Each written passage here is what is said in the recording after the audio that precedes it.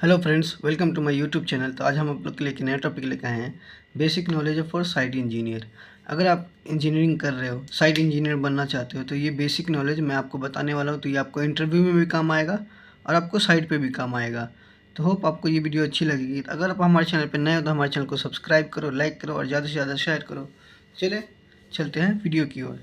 तो सबसे पहला पॉइंट है हमारा, जो इसमें बेसिक नॉलेज है, इसमें क्या है, height of building. Height of building हमारा क्या होता है, कितना होना चाहिए। तो यहाँ पे हमने लिया है, स्टैंडर्ड है ये 3.15 मीटर। 3.15 मीटर क्यों? क्योंकि एक फ्लोर से दूसरे फ्लोर का जो स्लैब हाइट होता है वो 3.15 मीटर होता है, इससे ज़्यादा नहीं होता है। तो ये हमारा नॉर्मल स्टैंडर्ड दिया हुआ है, ठीक है। तो ये सबसे पहला पॉइंट है, 3.15 मीटर हमारा होता है हाइट ऑफ बिल्डिंग। एक फ्लोर से, ये फर्स्ट फ्लोर है, तो सेकंड फ्लोर का स्लैब जो रहेगा, ये फर्स्ट फ्लोर, ये सेकंड फ्लोर, इसका बीच का डिस्टेंस हमारा रहेगा 3.5 मीटर।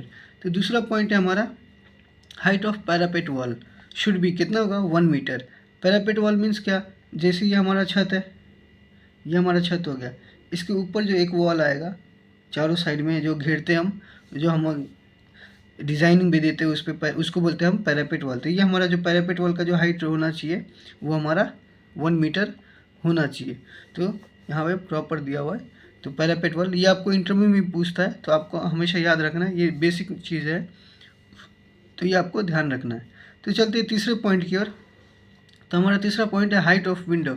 जो भी हम जहाँ पे विंडो प्रोवाइड करते हैं, तो वो हमारा नॉर्मल जो हमारा घर का जो बेस रहता है उससे हम कितने हाइट पे दें, तो 1.2 मीटर पे देना है हमें। तो हमारा क्या होता है, ये 1.2 मीटर पे हमें विंडो प्रोवाइड करना रहता है।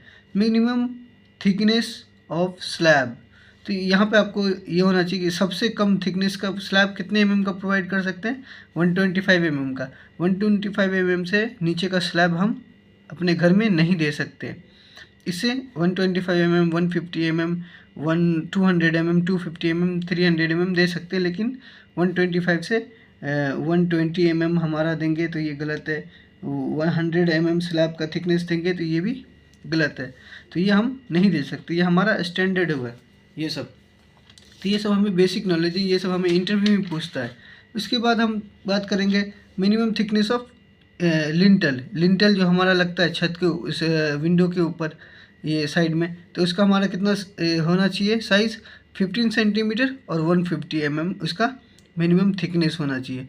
जो भी हमारा लिंटल के ऊपर थिकनेस रहेगा, इसका जो थिकनेस रहेगा ये 150 mm या 15 सेंटीमीटर हमें ये प्रोवाइड करना है। उसके बाद बात करेंगे थिकनेस ऑफ डीपीसी। डीपीसी क्या होता है, dam proof course. Dam proof course हम कहाँ पे यूज़ करते हैं, जब भी हमारा बीम का होता है, बीम से पहले हम ब्रिक वर्क के बाद हम डीपीसी प्रोवाइड करते हैं, फिर इसके बाद ब्रिक वर्क प्रोवाइड करते हैं, फिर इसके बाद हम अपना प्लिंथ बीम प्रोवाइड करते हैं, ठीक है। तो उसका थिकनेस हमारा क्या होना चाहिए, डैम प्रूफ कोर्स का, वो हमारा होना चाहिए 2.5 सेंटीमीटर।